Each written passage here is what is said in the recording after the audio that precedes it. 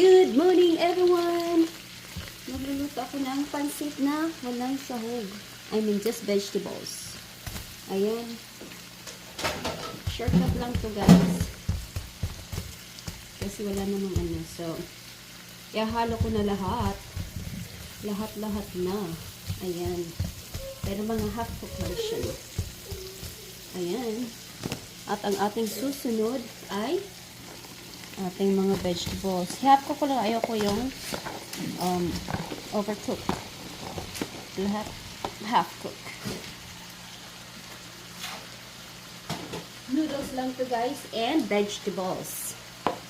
So, noodles and vegetables.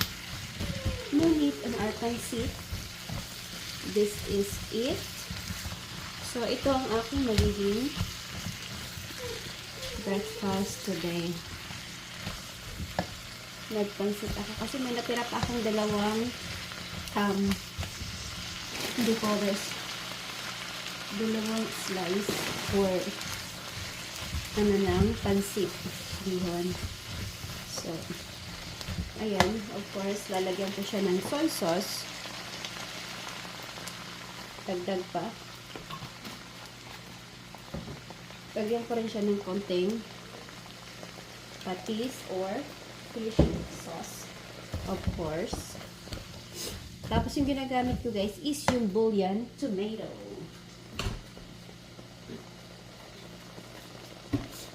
Kasi malasa. Oh, ayan. And they are very easy to find.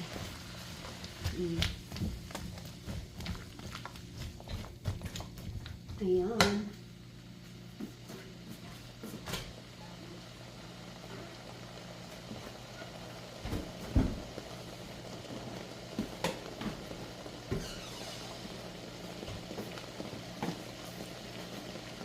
Ayan, guys, isusunod ko ng aking cabbage.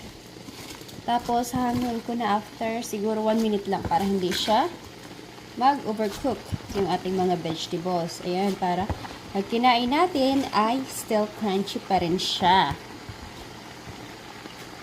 Then, after that, isi-set aside ko na siya. Tapos, ito ko na lulutuin ang ating noodles. This is just vegetables, okay? Vegetables, pansit lang siya. No meat. Okay siya for vegetarian people. No disclaimer. Hindi naman, guys. For me is okay lang siya.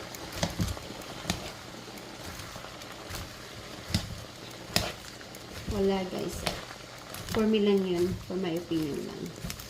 It's up to you naman how you do it. So, ayan. Yung ginamit kong bouillon is tomato. Tomato bouillon. Kasi napakalasa niya. And then, nilagay ko siya ng fish sauce and then soy sauce. Tapos, hindi ko muna siya lalagyan ng asin. Ayan, guys.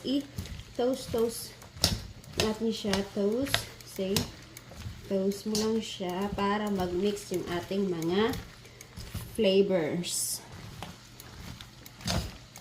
Kung gusto nyo, guys, ng light na meal, ganito pwede nyo gawin. Ayan, so, one more toast.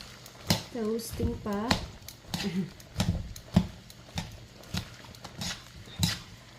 Ayan, i-mix-mix lang natin until mag-blend ang mga flavor. Ayan, medyo okay na siya. Okay, taste ko muna yung beans. Okay. I like it that way. It's still crunchy. So, let me take this out. Kasi ihalo pa natin to, guys, later on sa ating noodles. Ayan. So, wag niyong tatanggalin yung sauce, guys. Kasi, yan yung sauce na gagamitin natin para sa ating noodles. Siyempre, kasi very flavorful na siya. Diba?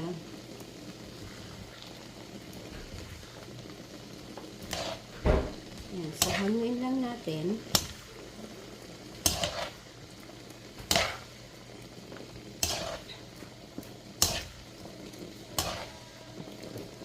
Ayan, almost done na.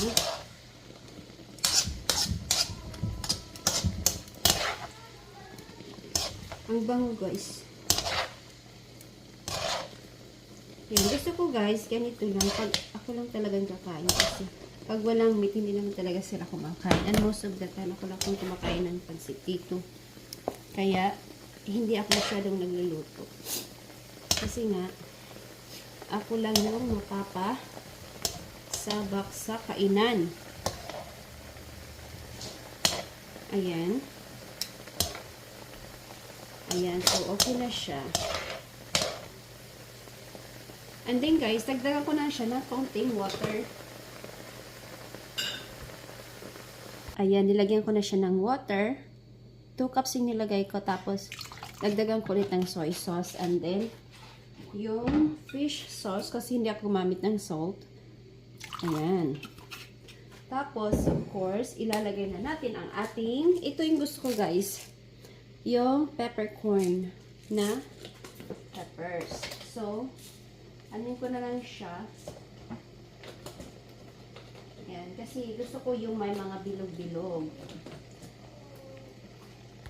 And then, of course, hindi mawawala ang ating bay leaves. Ayan, damihan natin siya. Ayan, kasi marami tayo. And of course, guys, pag gumagawa ako is lalagyan ko rin siya ng sinigang para kung in case na wala kayong mga kalamansi is no need na. So, ayan. Pero kami meron naman. Ayan. Kunti lang siya. Another bouillon yung aking nilagay. So, bali gumamit ako ng 2 cubes ng tomato bouillon.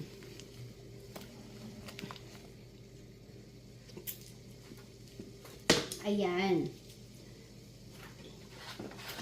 Konting soy sauce pa. Okay, so ilalagay ko na ang aking pansit bihon. Ito guys, mga leftover lang to para maluto is, ayan, lutuin na natin. Ayan, dalawa lang siya. O, diba okay na yan? Tapos, dito na tayo halo-halo again. Ayan. Hindi ko na siya kinat guys. Kasi later on naman is mag-separate sila. So, nakita nyo yan guys. That's the tomato bouillon. So, yan lang siya. Mekos-mekos lang natin. Nagluto na pala ako guys ng breakfast for my family. So, yung kinain nila for breakfast is pancake and bega. Tapos, yung BLT sandwich. And then ako naman is ito. Kasi sanay tayo sa nagbe-breakfast tayo at 9:30. Kasi sa work is doon kami kumakain ng aming brunch 9:30. So, even sa weekend, parang doon ko napifeel yung hunger, diba? Kasi, sanay yung natin yung tiyan. Kaya, ayan, pag almost 9:30 na, mag-ready na tayo para sa ating brunch. Kasi doon nasasana yung ating tiyan. Naka-program na ba siya? Ayan. So, ganyan yung sinasabi ko guys, magsiseparate din sila pag softer na yung ating rice noodles or pansit bihon.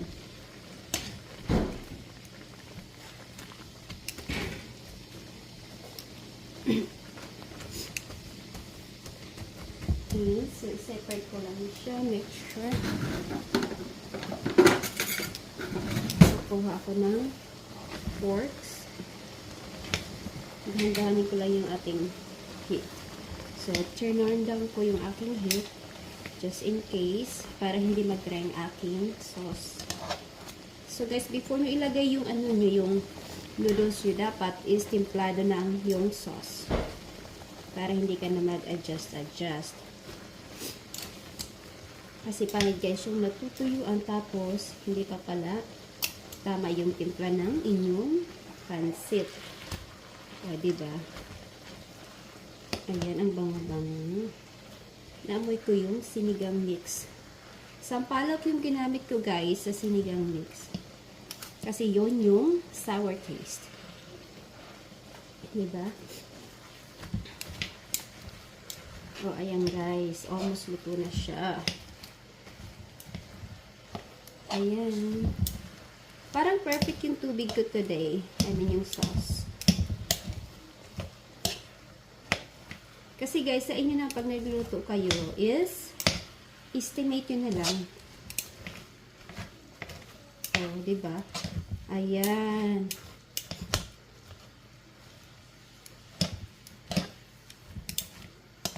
Okay na siya.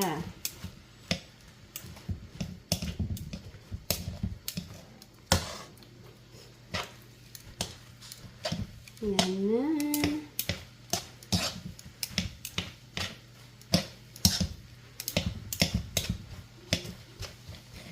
Ayan, ito-turn ko ng aking heat and then i-add ko ng aking mga half-cooked na vegetables. But before that, in-measure ko muna na separate na lahat. Pero, tinurn up ko na yung aking fire, okay? Yung aking stove. Ayan, ang ganda guys. Gusto ko yung ganito. Oh. And then, ihalo na natin ang ating vegetables. Boom. Oh, diba? Yan guys, puro yan vegetables. Walang meat siya. Vegetables lang. Parang sarap. Amoy pa lang. Ulam na. So, ayan guys.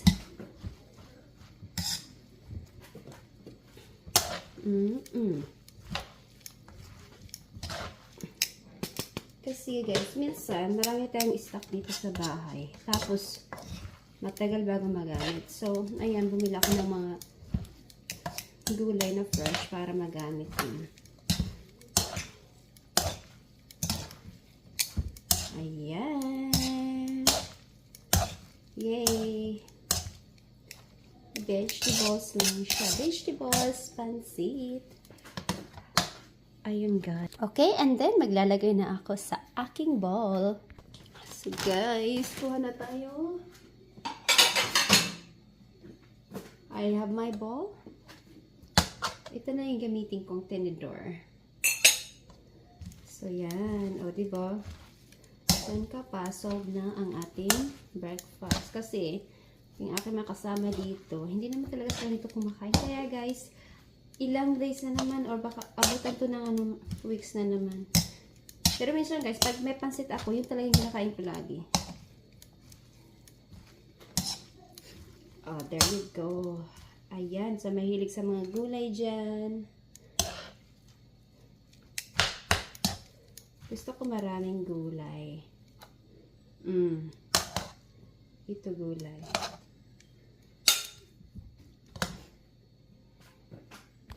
Okay guys, tikman na natin.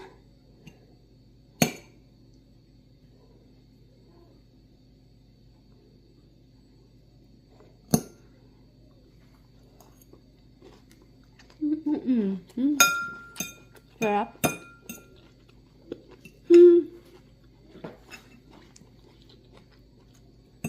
Crunchy pa yung aking vegetables, which is perfect. Tapos guys, maasim-asim na siya. So, no need for kalamansi. Ganyan ako guys. Kahit may kalamansi kami, gusto ko yung hindi mo na siya lalagyan. Or some people prefer kalamansi. Pero ako, oh ayan, okay na.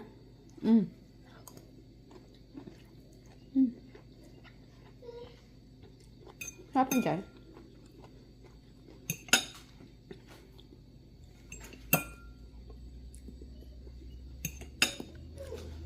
Thank you so much for watching and happy brunch!